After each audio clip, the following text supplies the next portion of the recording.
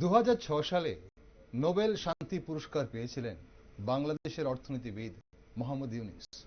তার ঠিক 18 বছর পর বাংলাদেশ আজ পৃথিবীর অন্যতম অশান্ত একটি দেশ। আর সেই বাংলাদেশের অন্তর্বর্তী সরকারের প্রধান উপদেষ্টা, শান্তিতে নোবেল পুরস্কার জয়ী সেই মোহাম্মদ ইউনূস। গণঅভ্যুত্থানের পর থেকে দেশটিতে যে অরাজকতা চলছে তা নিয়ন্ত্রণ করতে অন্তর্বর্তী সরকার সম্পূর্ণ ব্যর্থ বলে মনে করছেন বিশেষজ্ঞরা। বাংলাদেশে একদিকে চলছে সংখ্যালঘুদের ওপর নির্মম অত্যাচার, বাড়িঘর, মন্দির কিংবা ব্যবসা প্রতিষ্ঠানে হামলা, ভাঙচুর, লুটপাট, অগ্নিসংযোগ যেন নিত্যদিনের কর্মসূচি হয়ে দাঁড়িয়েছে একাংশ বাংলাদেশি নাগরিকদের কাছে। শুক্রবার দুর্গাপূজায় ছুটি বৃদ্ধি ও সাম্প্রদায়িক সহিংসতা সহ 8 দফা দাবিতে মশাল মিছিল করে সনাতন ধর্মাবলীরা। অন্যদিকে ভারত বিরোধিতা চরম আকার ধারণ করছে একাংশ বাংলাদেশিদের মধ্যে।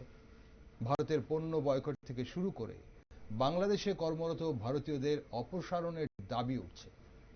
এছাড়া সেভেন সিস্টারকে অশান্ত করে তোলার ষড়যন্ত্র চলছে বলে অভিযোগ। যদিও প্রত্যেকটা ইস্যুতে দিল্লি কড়া নজর রাখছে, তবুও বাংলাদেশের এই অস্থির পরিবেশের কারণে উত্তর পূর্বাঞ্চলের নিরাপত্তা হুমকির মুখে মনে করছে বিশেষজ্ঞরা।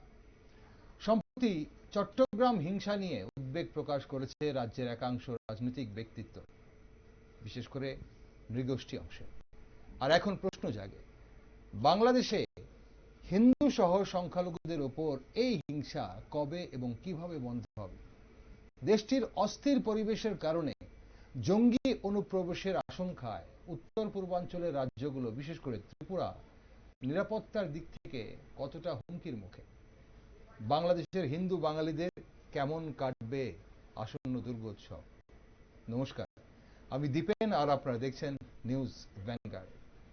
বাংলাদেশের একাংশ উচ্ছৃঙ্খল জনতার উন্মাদ নিষ্ঠুরতার শেষ কোথায়, এ বিষয়ে একটি বিশেষ আলোচনায় আজ আমার সাথে স্টুডিওতে রয়েছেন বিশিষ্ট বাম নেতৃত্ব মৃন্ময় চক্রবর্তী এবং আমরা বাঙালি রাজ্য সচিব গৌরাঙ্গ রুদ্রপাল। নমস্কার। আপনাদের দুজনকে স্বাগত আজকের অনুষ্ঠানে।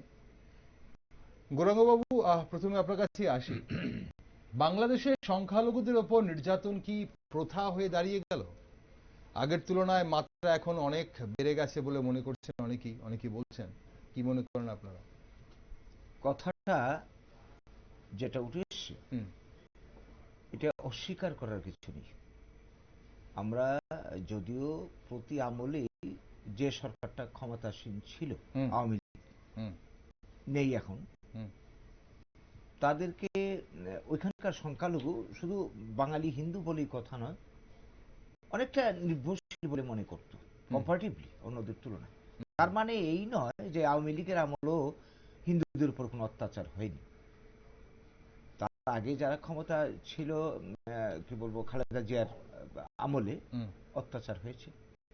আর এখন যেটা চলছে হাসিনার পতনের পর থেকে, এটা তো হবারই কথা।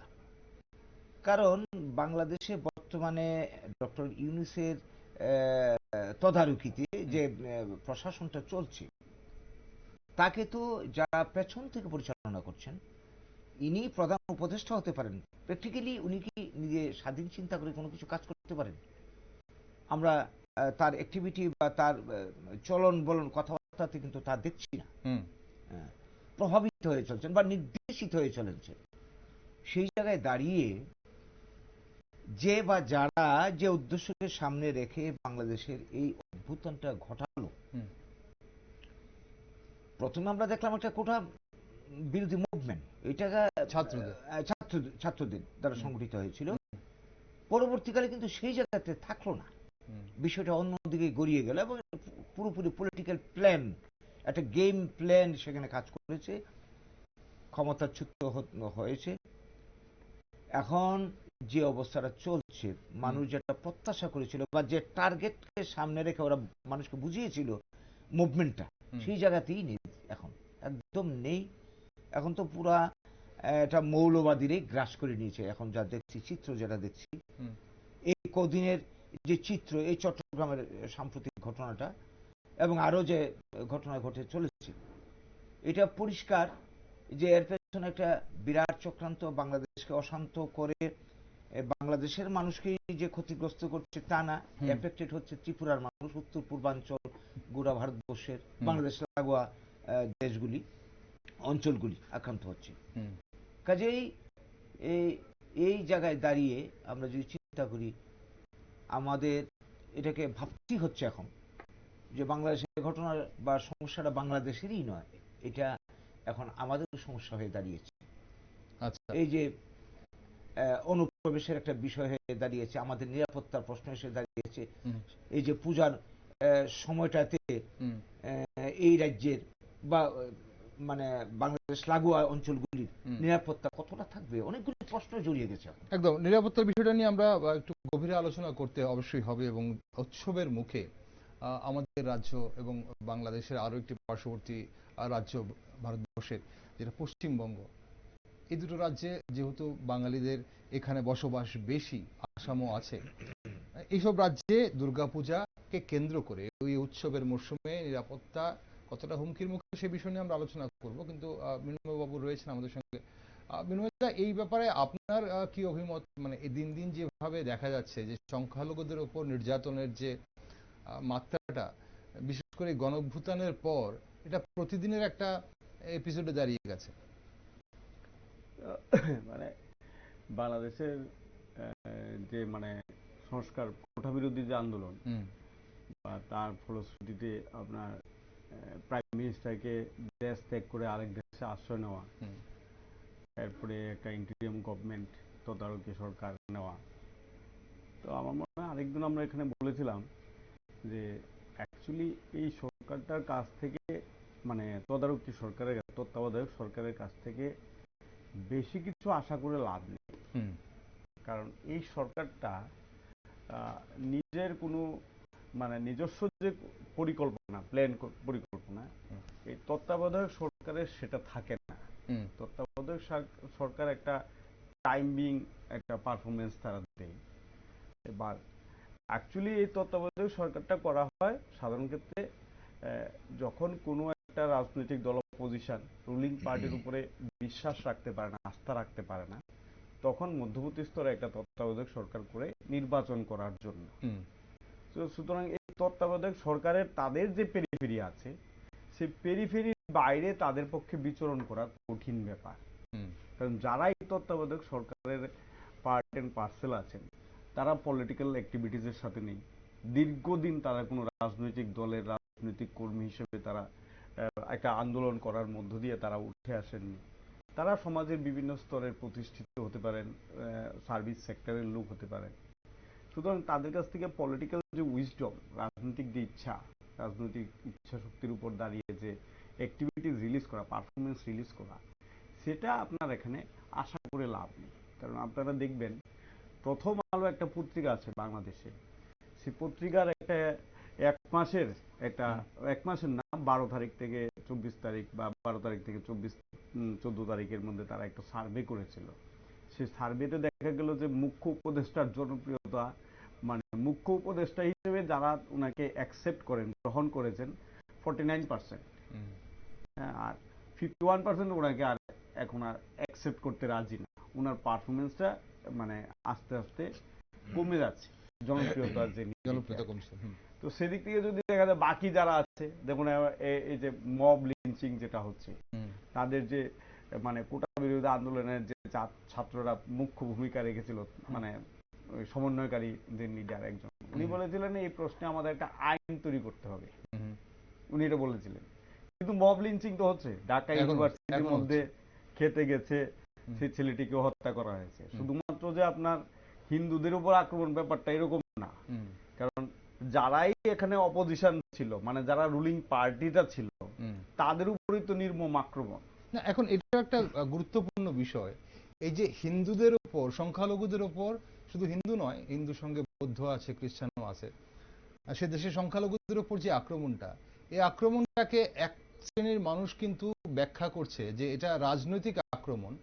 যারা আওয়ামী লীগের সঙ্গে যুক্ত ছিল বা এখন যারা এই মুহূর্তে মানে অন্তর্বর্তী সরকারের সঙ্গে মিলেমিশে আছে, সেই সব দল, জামাত বা বিএনপির বিপক্ষে যারা ছিল তাদের উপরেই আক্রমণ হচ্ছে, এমনটা কিন্তু বলছে। হ্যাঁ, এটা আপনি দেখুন, যেমন ধরুন ঢাকা প্রেস ক্লাবের যে সেক্রেটারি প্রেসিডেন্ট, যারা নির্বাচনের মাধ্যমে নির্বাচিত হয়েছেন, বিভিন্ন স্কুলের শিক্ষকরা, স্কুলের অধ্যক্ষ, আপনার কলেজের যারা পড়ান অধ্যাপক যারা আছে, আপনি দেখুন জোর করে, কালকে দেখছিলাম একটা নিউজে যে ছাত্ররা অধ্যাপককে শপথ বাক্য পাঠ করাচ্ছে।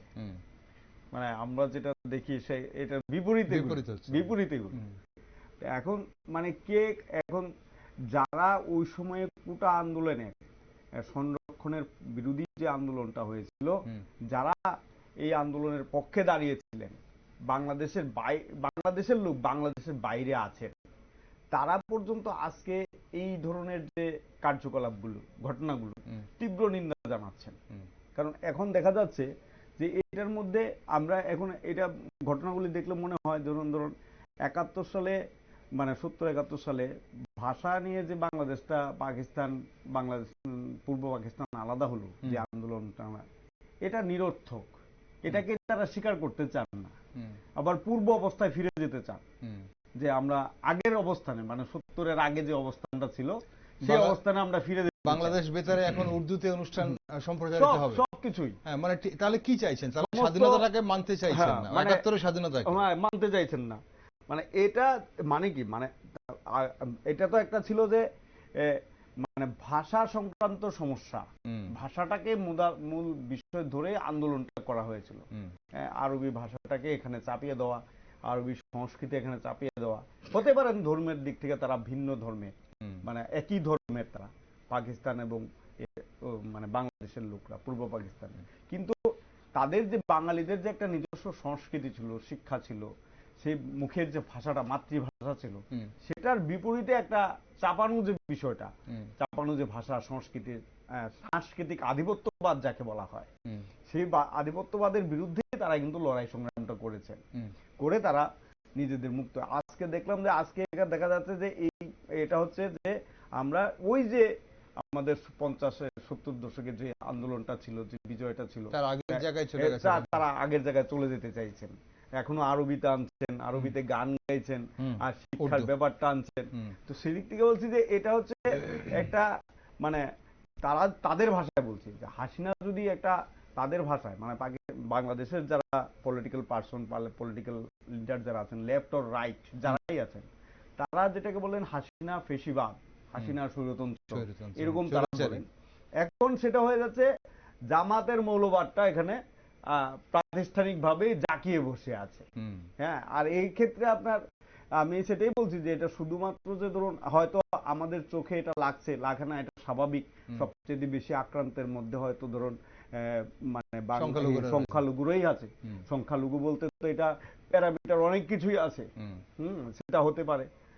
আজকে আপনি দেখুন একটা জিনিস, মানে এখানে সংখ্যালঘু হলেও ভারতবর্ষে যারা সংখ্যালঘু, বাংলাদেশে তারা সংখ্যাগুরু, আর বাংলাদেশে যারা সংখ্যালঘু, ভারতবর্ষে তারা সংখ্যাগুরু। তো স্বাভাবিক কারণে আপনি একটা বক্তব্য এখানে দেখুন 16 তারিখে, আমি রেফারেন্স আকারে দিচ্ছি, 16 তারিখে আপনি দেখুন, মানে তিপ্রামথার যিনি সুপ্রিমো, অলিখিত ভাবে উনি একটা কোর্টে একটা বক্তব্য রেখেছিলেন একটা জায়গাতে, মানে মন্দির উদ্বোধনী অনুষ্ঠানে আর কি।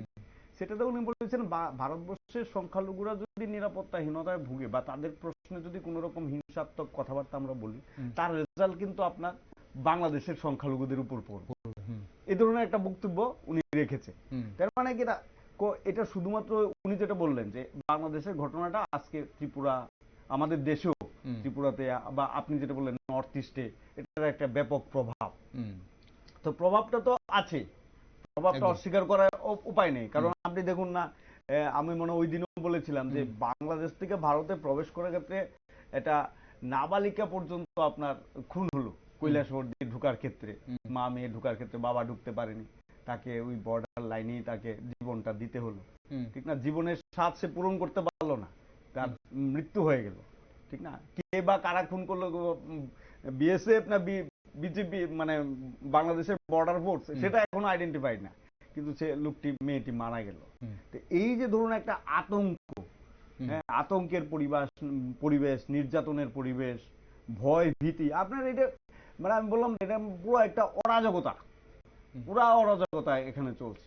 শ্রীলঙ্কা মানুষ বলে, শ্রীলঙ্কাতে আমরা দেখেছিলাম শ্রীলঙ্কার রাষ্ট্রপতিরা পালিয়ে গিয়েছিলেন, সবকিছু হয়েছে, সেটা ছিল একটা অন্য পরিপ্রেক্ষিত। শ্রীলঙ্কাতে যেটা হয়েছিল সাময়িক হয়েছিল, সাময়িক হয়েছিল, এটা অন্য পরিপ্রেক্ষিত ছিল। কিন্তু বাংলাদেশেটা তো ব্যাপক হয়ে যাচ্ছে, ব্যাপক হারে হচ্ছে, প্রতিদিন নতুন নতুন ইস্যু, নতুন নতুন ঘটনা। হ্যাঁ, মানে প্রত্যেকে আপনার এটার মানে দায়িত্ব নিয়ে এই কাজটা করে যাচ্ছে, আমি এই কাজটা করে যাচ্ছি। ঠিক, আসবো আপনার কাছে আরেকবার। বরংবাবু, বাংলাদেশের যে এই যে গণঅভ্যুত্থানের পর আইনের কোনো শাসন আছে বলে তো মানে দেখা যাচ্ছে না, আর এর মধ্যে ভারত বিরোধী শক্তিদের যে মানে সক্রিয় হয়ে ওঠার একটা প্রবণতা দেখা যাচ্ছে। এখন ভারতকে অশান্ত করার পেছনে মানে ষড়যন্ত্র কারা করছেন বলে আপনার মনে হয়? আর এই বাংলাদেশে যারা, সেটা পলিটিক্যাল বলুন বা সংখ্যালঘুদের উপর প্রথাগত অত্যাচার বলুন, নির্যাতন বলুন, এই যে করা হচ্ছে, এর কোনো সুবিচার কেউ পাবে বলে মনে হচ্ছে আপনার? অ্যাকচুয়ালি বাংলাদেশের বর্তমান যে ঘটনা প্রবাহ, এটা যারা রাজনীতি বা সমাজ নিয়ে চিন্তা ভাবনা করে তারা তো ভালোভাবে বুঝতে পারছেন, যারা অপেক্ষাকৃত কম বুঝেন তারাও বুঝতে পারছেন যে বাংলাদেশে যেটা চলছে এখন এটাকে অরাজকতাই বলা চলে। মাচ্ছন্যায় অবস্থা, অরাজকতা অবস্থা চলছে, আইনের শাসন নেই। আর উনি যেটা বললেন তদারকি সরকার, তাও যেভাবে এটা ঘটিত হয়েছে, উপদেষ্টা মন্ডলী দিয়ে একটা সরকারি বই চলতে পারে না, তাদের উপর কোনো কিছু আশা রাখাও মানে একদম এটা তো হতেই পারে না, এটা তো অবাস্তব উচিত। তারপর ওদের উপর যে প্রেশারটা, তাও স্বাধীনভাবে কিছু কাজ করতে পারলে হতো। অনবরত যে প্রেশার ওদের উপর চলছে বিভিন্ন লেভেলে, দেশীয় লেভেলে বা বাইরেরও চাপ থাকতে পারে, যেটা দেখা যাচ্ছে এখন, যে না এইভাবে দেশটাকে তৈরি করতে হবে।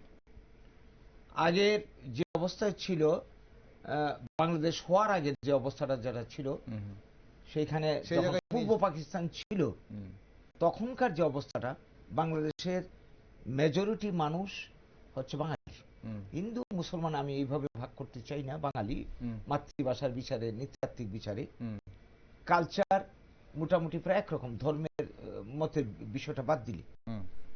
তো এখানে পরিকল্পনা মাফিক আমি যেটা বলতে চাই যে বাংলা ভাষাকে, বাংলার সংস্কৃতিকে শেষ করে দিয়ে, উর্দু চাপিয়ে দিয়ে, শুধু ভাষা সংস্কৃতি ধ্বংস নয়, জাতির পরিচয়, জাতির সত্তাটাকে শেষ করে দেওয়া। সেই সঙ্গে এটা আমরা জানি একটা ইকোনমিক এক্সপ্লয়টেশন পূর্ব বাংলাতে শুরু হয়েছিল এবং দীর্ঘ সময় চলেছিল। এই সব কিছুর পরিণামী মুভমেন্টটা হয়েছিল। যাই হোক, তো যারা করছিল উর্দু সাম্রাজ্যবাদীর লুক বা পেছন থেকে যারা কলকাঠি নাড়ছিল, তারা যখন ফেল করলো, দেশটা আলাদা হয়ে বাংলাদেশ হয়ে গেল, তাদের ভেতরের পরিকল্পনা কিন্তু রয়ে গেল, পেছনে জেদ রয়ে গেল, সুযোগ খুঁজছিল, যার প্রথম বিস্ফোরণ ঘটে শেখ মুজিবুর রহমানকে হত্যার মধ্য দিয়ে।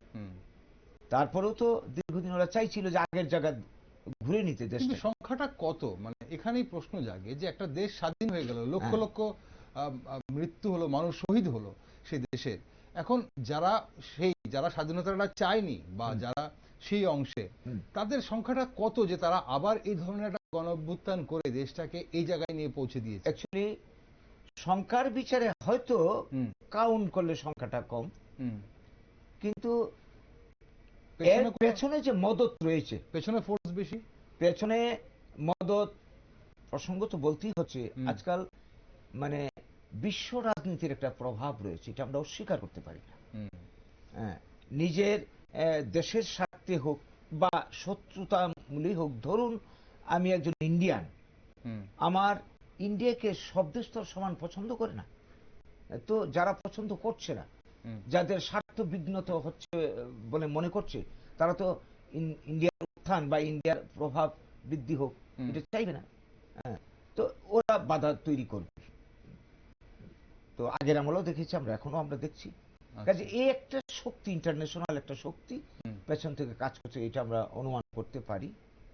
এরা বরাবরই মদত জুগিয়ে গেছে এই বিরোধী শক্তিকে, এবং এই হাসিনার এই তৃতীয় বা চতুর্থবার প্রধানমন্ত্রী হওয়ার পর অসন্তোষ মানুষের খুব জমা হয়েছে বিভিন্ন কারণে। এখানে হাসিনার ব্যর্থতা থাকতে পারে, সেই নিয়ে আমরা চর্চা করছি না। এটাকে পুঁজি করেছে ওরা, আচ্ছা, পুঁজি করে একটা ইস্যু সামনে পেয়েছে, এই ইস্যুকে ধরে এরা এটাকে মদত জুগিয়ে আগের কিছু খুব জমা খুব এবং এই একটা ইস্যুকে কেন্দ্র করে পেছনের মদতে এটা মানে বিস্ফোরণ হয়েছে। এই বিস্ফোরণে এই অবস্থা হয়েছে। তো এই জায়গায় দাঁড়িয়ে এরা চাইছে দেশটাকে আবার আগের জায়গায় বা আরো পেছনের জায়গায় এখনো চলে যাচ্ছে। তো এইখানে ইন্ডিয়ার যে আমাদের যে বর্তমান যে অবস্থাটা, বাংলাদেশের মানুষের অবস্থারও খারাপ, দিনকে দিন আরো খারাপের দিকে যাচ্ছে আমরা দেখছি। আমাদের এটার যে প্রভাব পড়েছে, আমরা যে এফেক্টেড হচ্ছে সমস্ত দিক থেকে, পার্শ্ববর্তী রাষ্ট্র হিসেবে আমাদের উপর এটার একটা প্রভাব, একদম এটা তো পরোক্ষভাবে প্রভাব তো নিশ্চয়ই রয়েছে, পড়ছে। কোনো কোনো জায়গাতে প্রত্যক্ষভাবেই পড়ছে। ব্যবসা বাণিজ্য আমরা হ্যাম্পার হচ্ছে। আমাদের এই দেশের এই রাজ্যের যারা পড়ুয়া বাংলাদেশে, ওদের তো ফিউচার শেষ হওয়ার পথে। ওরা কি আর ভরসা পাবে বর্তমানে এখানে গিয়ে পড়াশোনা করার বা ব্যবসা বাণিজ্য করার, চাকরি বাকরি করার? সমস্ত দিক থেকে আমরা এফেক্টেড হচ্ছি। ঠিক। আমরা যদি এই মুহূর্তে সংখ্যালঘুদের ওপর যে নির্যাতন চলছে, এবং যেটা বলছিলাম যে শুক্রবার দিন সনাতন ধর্মাবলীরা 8 দফা দাবি নিয়ে মশাল মিছিল করেছে, এখন আপনারা কি মনে করেন যে দাবিগুলো করা হয়েছে অন্তর্বর্তী সরকারের কাছে সেই দাবিগুলো মেটানো কতটা সম্ভব হবে? যেমন তাদের দাবির মধ্যে রয়েছে সরকার পতনের পর সংখ্যালঘুদের ওপর হামলার ঘটনাগুলো দ্রুত বিচার করতে হবে, ট্রাইব্যুনালের মাধ্যমে বিচার করতে হবে। তারপর তারা চাইছে যে সাম্প্রদায়িক সহিংসতায় ক্ষতিগ্রস্ত ব্যক্তিদের ক্ষতিপূরণ দিতে হবে এবং পুনর্বাসনের ব্যবস্থা করতে হবে। সংখ্যালঘু বিষয়ক মন্ত্রণালয় গঠন করতে হবে। হিন্দু ধর্মীয় কল্যাণ ট্রাস্টকে হিন্দু ফাউন্ডেশনে উন্নীত করতে হবে।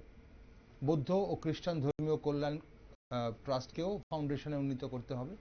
দেবোত্তর সম্পত্তি পুনরুদ্ধার ও সংরক্ষণ আইন প্রণয়ন করতে হবে। অর্পিত সম্পত্তি প্রত্যার্পণ আইন যথাযথ বাস্তবায়ন এবং দুর্গাপূজার ছুটি 5 দিন করতে হবে। এটা একটা বিষয়।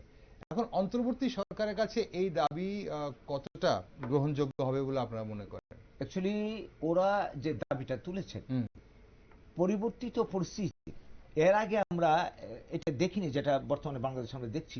সংখ্যালঘু যারা রয়েছে, আমি শুধু হিন্দু বাঙালির কথা বলছি না, অন্যান্য আদার্স যারা রয়েছে সবাই মিলে, এটা কিন্তু একটা লক্ষণ যেটা আগে আমরা দেখিনি।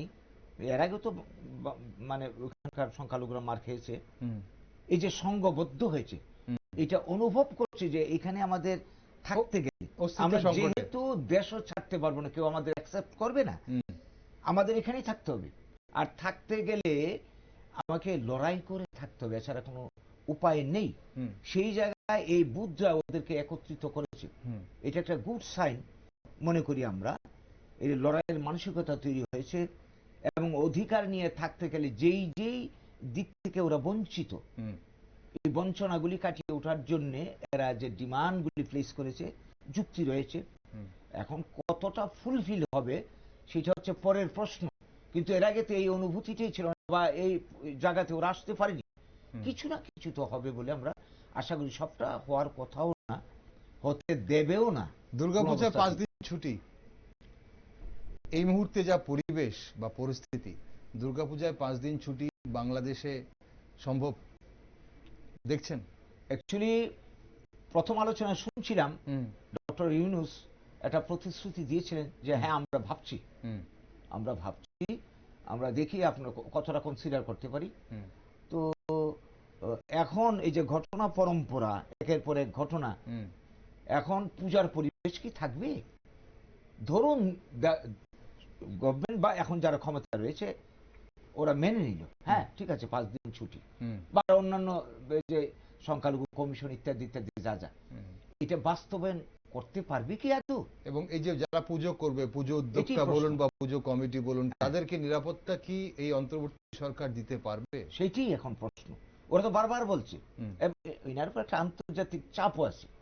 বাইরের ইমেজটা সুন্দর না হলে বিভিন্ন দেশের কাছ থেকে যে ইকোনমিক বা বিভিন্ন দিক থেকে যে সাপোর্ট সুবিধা গুলো পায়। সুযোগ থেকে বঞ্চিত হবে ন্যাচারালি। হুম, তো এই জায়গায় দাঁড়িয়ে তাকে বলতেই হচ্ছে, মুখ রক্ষার জন্য হলো বলতে হচ্ছে, কিন্তু কার্যক্ষেত্রে ইমপ্লিমেন্টেশন করাটা অ্যানাদার থিং। হুম, সেই ক্ষেত্রে কিন্তু বাধার মুখে পড়ছে।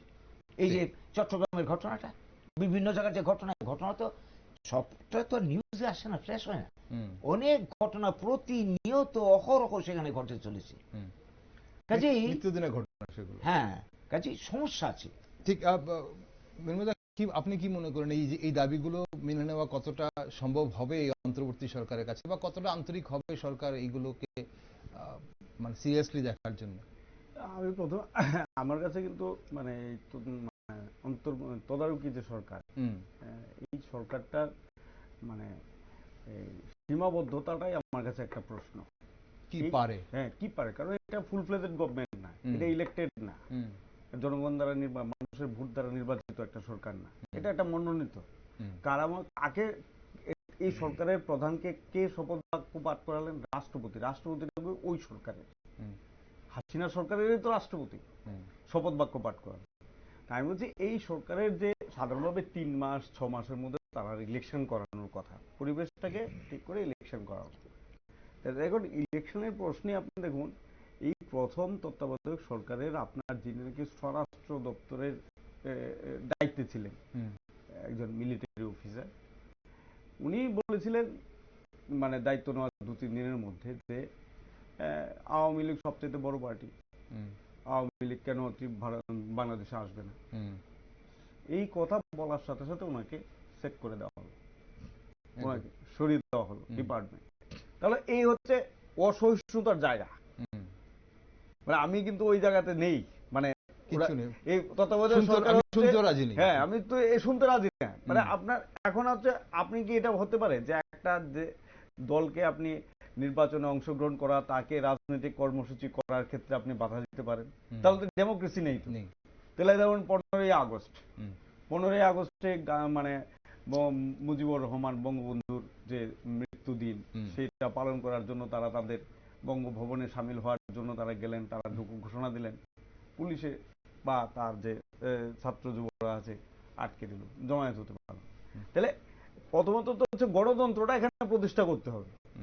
আপনি গণতন্ত্র যদি প্রতিষ্ঠা করতে না পারেন, মানুষ যদি গণতান্ত্রিক অধিকারটা ভোগ করতে না পারে, মানুষ যদি তার জীবনের নিরাপত্তা না পায়, তাহলে স্বাভাবিকভাবে অন্যান্য যে বিষয়গুলো সেগুলো তো আপনার অপ্রাসঙ্গিক।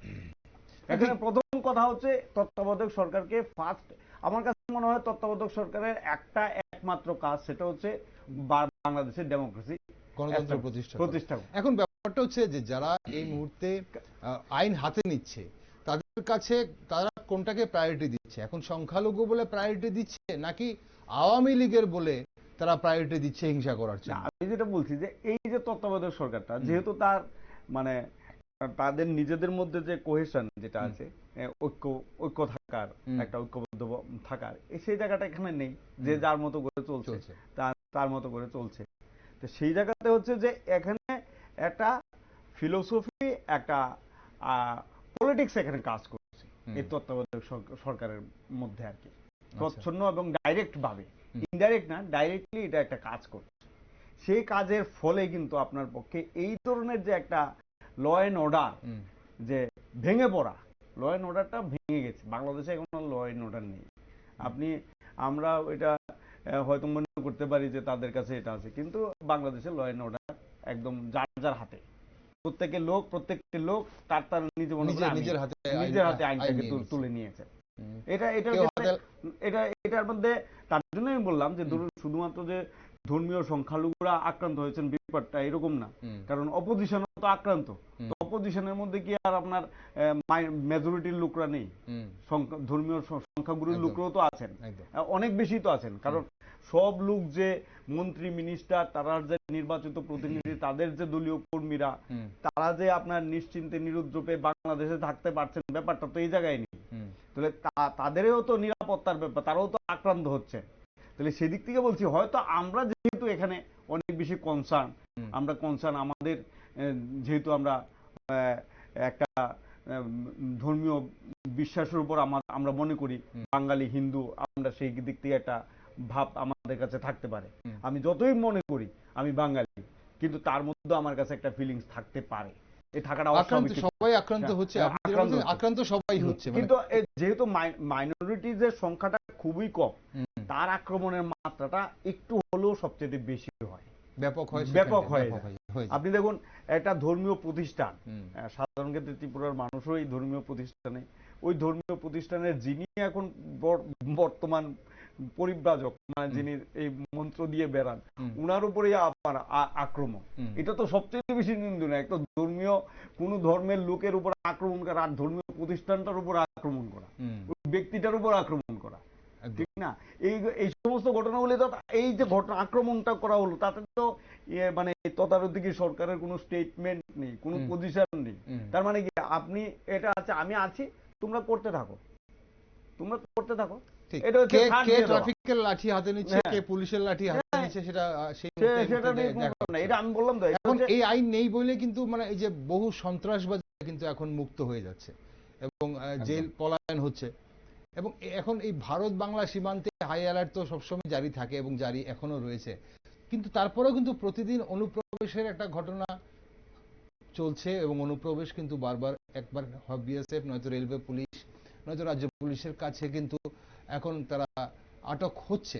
এখন ভারতের অভ্যন্তরীণ নিরাপত্তা কতটা হুমকির মুখে বলে আপনারা মনে করছেন? আর বারবার একটা জিনিস হচ্ছে, সেভেন সিস্টারকে অশান্ত করার হুমকি দেওয়া হচ্ছে বাংলাদেশ থেকে। সেটা বাংলাদেশের প্রধান উপদেষ্টা কোনো এক সময় বলেছিলেন যে সেভেন সিস্টার শান্তিতে থাকবে না যদি বাংলাদেশের দিকে তাকানো হয়। আবার বাংলাদেশের সাধারণ নাগরিকরাও সামাজিক মাধ্যমেই কথা বলছেন। এখন প্রশ্ন হচ্ছে যে সেভেন সিস্টারকে অশান্ত করে তোলাটা কি এতই সহজ? মানে কোন জায়গাটা, মানে ব্যাপারটা কেন?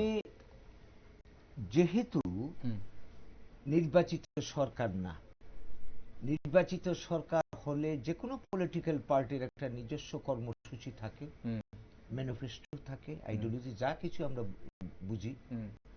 যেহেতু এটা এখন কাজ করছে না সেখানে, তো ক্ষমতাচ্যুত হয়েছে যাদের হাতে তত্ত্বাবধায়ক নাম দিয়ে দেশ পরিচালনার দায়িত্ব দেওয়া হয়েছে, তারাও সেই ব্যাপারে কতটা অভিজ্ঞ, প্র্যাকটিক্যাল এক্সপিরিয়েন্সের তো একটা ব্যাপার আছে, ঘাটতি রয়েছে, সেটা আমরা বুঝতে পারি। সুনির্দিষ্ট কর্মসূচি নিতে পারছে না ওরা। তো এই যে বিষয়টা, এইখানে তো সমস্ত দিক দিয়ে বিশৃঙ্খলা চলছে। এই জায়গায় দাঁড়িয়ে আইন শাসন নেই, অনুশাসন বলতে কিচ্ছু নেই, কোনো নিয়ন্ত্রণ নেই। যত অপরাধী এরা এখন এটা স্বর্গরাজ্য হয়ে গেছে এখন বাংলাদেশে। তো এই জায়গায় দাঁড়িয়ে ওরা তো ওদের যে উদ্দেশ্যে বয়ে কাঁধে বয়ে বেড়ায়, সে উদ্দেশ্য ফুলফিল করার এখন উন্মুক্ত ময়দান পেয়ে গেছে। এখন মনে করুন এক্সট্রিমিস্ট, বাংলাদেশের যারা এক্সট্রিমিস্ট বা যারা অপরাধী, এরা যখন মুক্ত হয়ে গেছে, এখন ওরা অপরাধ কাজ যেখানে আরো বেশি করে করতে পারে সেখানে সুযোগটা নেবে, দেশের মধ্যে নেবে, দেশের বাইরে নেবে, একদম বাইরে নেবে। ওইখানকার এক্সট্রিমিস্ট যারা বা চুর ডাকাত যারা চেষ্টা করবে, লাগোয়া ত্রিপুরা আছে, উত্তর পূর্বাঞ্চল আছে ভারতের, এখান থেকে ডাকাতি করবো, চুরি করব বা হিংসাত্মক কাজ ঘটাবো একদিকে। অন্যদিকে সংখ্যালঘু বা যাদের বলি, যেহেতু তারা এখন আক্রান্ত, বেশি আরো অসহায় ফিল করছে, তো সেই জায়গায় দাঁড়িয়ে ওরা জীবন রক্ষার প্রশ্নে, প্রাণ বাঁচানোর প্রশ্নে ওরা কম্পারেটিভলি যেখানে গেলে আমার অন্তত প্রাণটা রক্ষা হয়, ইন্ডিয়া পাশে লাগোয়া দেশ, চেষ্টা করবে। এই জন্য আমরা দেখতে পাচ্ছি উনি যেটা বললেন, এরকম কয়েকগুলি ঘটনা আরো ঘটবে আগামী দিনে, আরো ঘটবে। দরকারে ডিঙিয়ে আসতে চেষ্টা করবে। মানুষের কাছে প্রাণটা তো তার প্রিয়, কাজে এর দ্বারা ওরা যেমন বিপদে পড়লো, পাশের দেশ হিসাবে আমরা বিপদগ্রস্ত, নিরাপত্তা প্রশ্নের মুখে এসে দাঁড়িয়ে গেছে, শান্তি প্রশ্নের মুখে এসে দাঁড়িয়ে গেছে একদম। এবং এই যে চট্টগ্রামে অশান্তি নিয়ে রাজ্যের একাংশ জনজাতি নেতৃত্ব কিন্তু উদ্বেগ প্রকাশ করছেন এবং এই ধরনের হিংসা দেশটিতে সৌভ্রাতৃত্বের পরিবেশটা কতটাকে বিষিয়ে তুলছে বলে, এটা তো ঘটনার তো এফেক্ট ন্যাচারালি এখানে পড়েছে। যেমন চট্টগ্রামের ঘটনাটা, চাকমাদের উপর ঘটনা ঘটেছে, সংখ্যালঘু চাকমাদের উপর। আমাদের এই রাজ্যেও অনেক চাকমা জনগোষ্ঠী রয়েছে, হাজার হাজার মানুষ রয়েছেন, তাদের আত্মীয় স্বজন সেখানে রয়েছে। যেমন আমরা হিন্দু বাঙালি, আমাদের অনেক আত্মীয় স্বজন ওপার বাংলায় রয়েছে। একদম আমার নিকট আত্মীয়, ব্লাড রিলেটেড বা নিকট আত্মীয় যখন আক্রান্ত হবে, আমার মনে ব্যথা হবে, দুঃখ হবে, বেদনা হবে, সেটা তাদের এখন হচ্ছে। আমার মনে প্রতিক্রিয়া হবে, তাদের মনে প্রতিক্রিয়া হচ্ছে। এই প্রতিক্রিয়ার প্রকাশ আমরা দেখতে পাচ্ছি। এই তো কদিন আগে প্রতিক্রিয়া শান্তনু চাকমা আমাদের এই রাজ্যের যিনি মিনিস্ট্রিতে আছেন, উনি প্রতিক্রিয়া দিয়েছেন। ন্যাচারালি এটা আজও থাকবে। বিক্ষোভ কর্মসূচি আজও কিন্তু হয়। আমরা একটা পলিটিক্যাল পার্টির সদস্য হিসাবে আমরা দুঃখিত, ব্যথিত, আমাদের মধ্যে খুব রয়েছে, আমরা এটার তীব্র প্রতিবাদ করি। একটা কর্মসূচিতে ব্যস্ত আছি আমি, গত দুদিন ধরে আমাদের স্টেট কনফারেন্স চলছে বলে আমাদের কর্মসূচি আছে, এই নিয়ে আমার আগামী দিনে প্রতিবাদ জানাবো। কাজেই এটার প্রতিক্রিয়া চলবে, ওইখানের ঘটনার প্রতিক্রিয়া আমাদের এখানে চলবে। এটা খুব ন্যাচারাল। যেমন আমার দেশে কোনো ঘটনা ঘটলে এটার প্রতিক্রিয়া বাংলাদেশে হয়, পাশের দেশগুলিতে হয়। এটা খুব ন্যাচারাল। ব্যাপারটা ধরুন আমার যেটা মনে হয়, ধরুন বাংলাদেশে যদি আমি একদম খুল্লম খুল্লাই কই, ঠিক না, রাগ ঢাক করে লাভ নেই। বাংলাদেশে যদি ধরুন ধর্মীয় সংখ্যালঘু যারা, তারা যদি আক্রান্ত হয়, তাহলে তারা শেল্টারটা কোথায় নেবেন? তাহলে নর্থ ইস্টেই নেবেন, পার্শ্ববর্তী যে রাজ্যগুলি আছে ভারতবর্ষের, সেই রাজ্যগুলিতে নেবেন। তারা তো আর গুজরাট যাবেন না, তারা মধ্যপ্রদেশ যাবেন না। তাহলে এই যে ধর্মীয় সংখ্যালঘুরা যদি আক্রান্ত হন, তাহলে আপনার ইনফিল্ট্রেশনটা হবে, অনুপ্রবেশকারী তারা, ঠিক না? তো সে যদি বাঙালি ধর্মীয় সংখ্যালঘুরা যদি আপনার অনুপ্রবেশকারী মানে শরণার্থী হিসেবে তারা আসেন, গভর্নমেন্ট অফ ইন্ডিয়া তখন এটা কনসিডার করবেন যদি তাদেরকে আমরা নিতে পারি কি পারি না। আর এটা হচ্ছে জনজাতি, মানে এই যে সেভেন সিস্টারের যে জনজাতি যারা আছেন, তাদের কাছে এটা হচ্ছে আতঙ্কের ব্যাপার।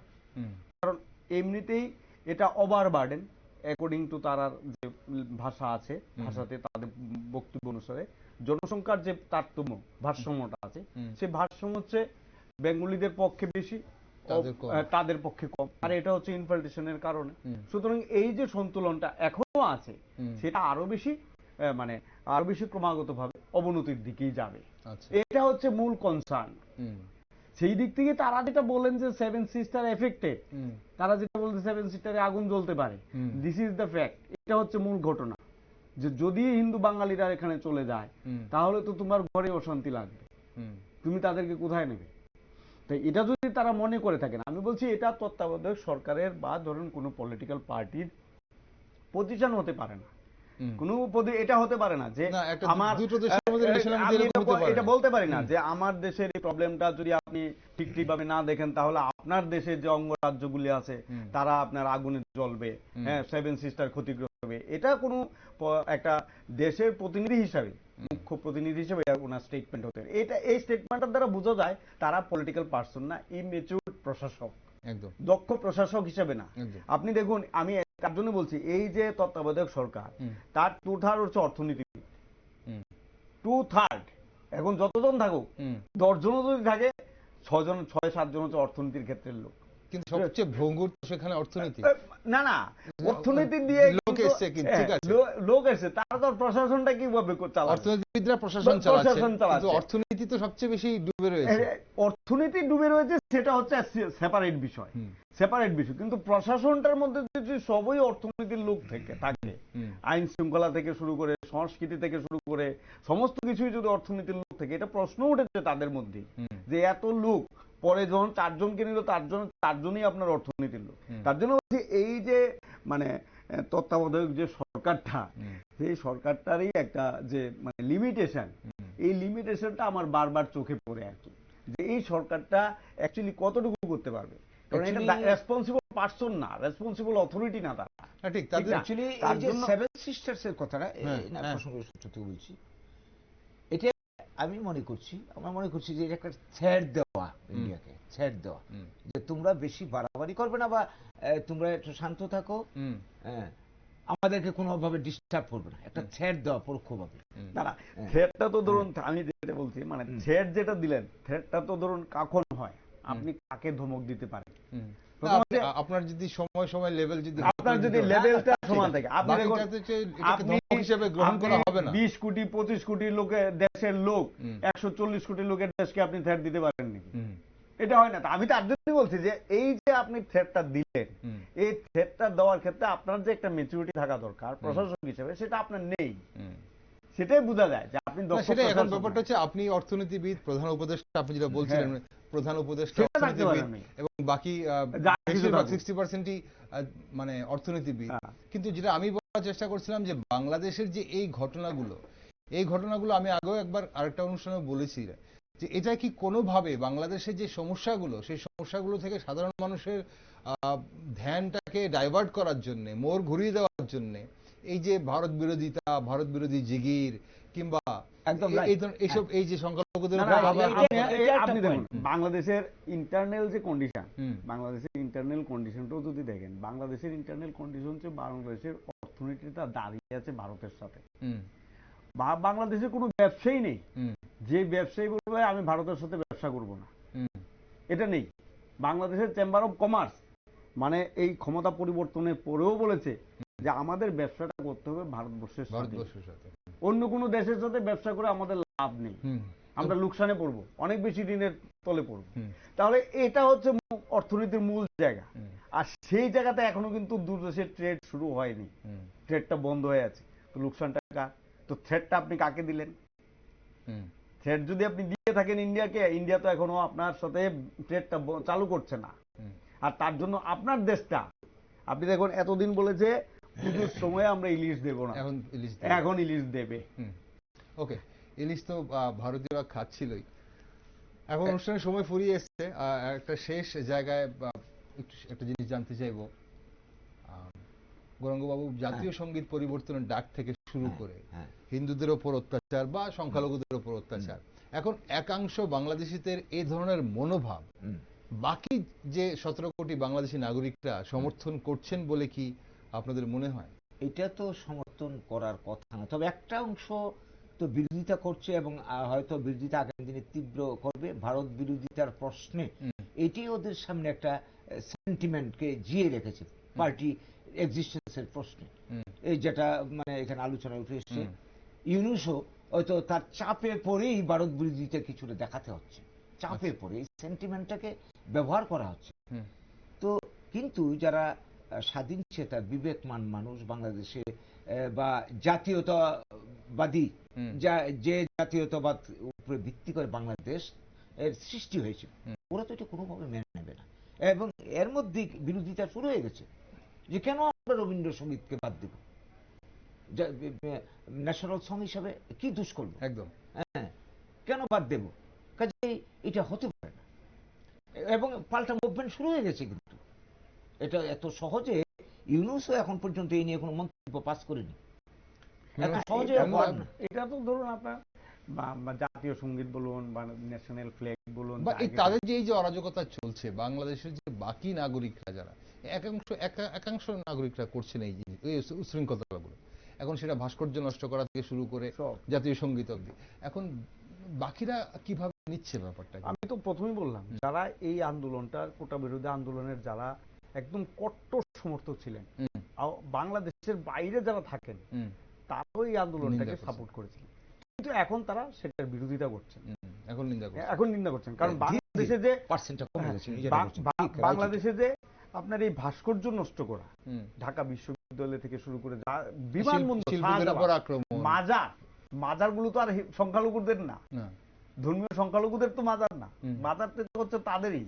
এই মাজারগুলো যে ভাঙা, মাজারগুলোতে ভেঙে আগুন জ্বালিয়ে দেওয়া, এই যে ঘটনাগুলি, এটি সাধারণ ক্ষেত্রে কিছু লোকই করে, ব্যাপক অংশের মানুষের সমর্থন এখানে। আপনি দেখবেন জাতীয় সঙ্গীত পরিবর্তন নিয়ে আমেরিকাতে যে প্রবাসী বাংলাদেশের লোকরা আছে, তারা তীব্র প্রতিবাদ করে তারা বাংলাদেশের এই জাতীয় সঙ্গীতটাই গেল ওই পতাকাটাকে সামনে রেখেই গেল, গাইল তারা। এটা লাগাতার তারা করে যাচ্ছে সমস্ত পৃথিবীর সমস্ত দেশে যেখানে যেখানে বাংলাদেশের বাঙালিরা আছেন, বাংলাদেশের লোকরা আছেন, তারা সবাই এই ঘটনার বিরোধিতা করে। তো তাদের তো ধরেন ফরেন মানি তো এই জায়গা থেকেও আসে, বাড়ি ঘরের লোকজন বাইরে থাকে, তারা টাকা পাঠায় না, এটা তো বিশাল রোজগার, মানে ফরেন মানি যেটা থাকে, এটা তাদের পক্ষে, এটা যদি বন্ধ হয়ে যায় টাকার উপরে তো আপনার ডলারটা নির্ভর করে, কত টাকায় ডলার পর যা কিছু আছে। তো সেই দিক থেকে হচ্ছে যে এটা বিশ্বের সব জায়গাতেই এটা একটা চাপ আছে তাদের। এখন হচ্ছে ধরুন একটা অরাজক পরিস্থিতি, এই অরাজক পরিস্থিতিতে হামসে করা কোন হয়, আমি রাজা, আমি সবকিছু, এটা যে যা পারে করে। কিছুদিন পরে এটা আবার শান্ত হবে, ততক্ষণে এই তত্ত্বাবধায়ক সরকার তার যদি দক্ষতা এবং চৌখুশ পরিচালন ব্যবস্থা কায়েম করতে পারে, তাহলে হয়তো কিছু রেজাল্ট পাওয়া যেতে পারে। আমি লাস্টলি একটা পয়েন্ট আমি এখানে যোগ করতে চাই। এখন যেটা চলছে এটার কিন্তু একটা কাউন্টার রিভলিউশন সামনের দিনে আসতেও পারে। এরা যেটা যতটা বাড়াবাড়ি শুরু করে, যারা নীরবে এখন সহ্য করছে, একদম কাউন্টার রিভলিউশন। মানুষ লেখাপড়া শিখছে, আউটলুক বাড়ছে, আবারও বাংলাদেশ স্বাধীন হওয়ার জন্য অপেক্ষা একদম করছে। আগামী দিনে একটা কাউন্টার রিভলিউশন আসতেই পারে, কিন্তু এরকম একটা সম্ভাবনা সেই কাউন্টার রিভলিউশনের নামে বাংলাদেশ হয়তো আরো একবার স্বাধীন হবে, কারণ বাংলাদেশকে তো বারবার আমরা স্বাধীনতা দেখছি এই মুহূর্তে। মেবি। ঠিক, অসংখ্য ধন্যবাদ আপনাদের দুজনকে আজ গুরুত্বপূর্ণ আলোচনায় অংশগ্রহণ করার জন্য। নমস্কার। দর্শক বন্ধুরা, যে বন্ধুত্বের হাত ভারত চিরদিন বাংলাদেশের দিকে বাড়িয়ে রাখে, সেই হাত বারবার ক্ষতবিক্ষত করার চেষ্টা করে একাংশ বাংলাদেশী নাগরিক, এমনটা কিন্তু অনেকেই মনে করেন। নানান অজুহাতে ভারতের সাথে সম্পর্ক ছিন্ন করার মানসিকতার লালন পালন করা মানুষগুলো দেশের সংখ্যালঘুদের ওপর নির্যাতন করার সুযোগ খোঁজে।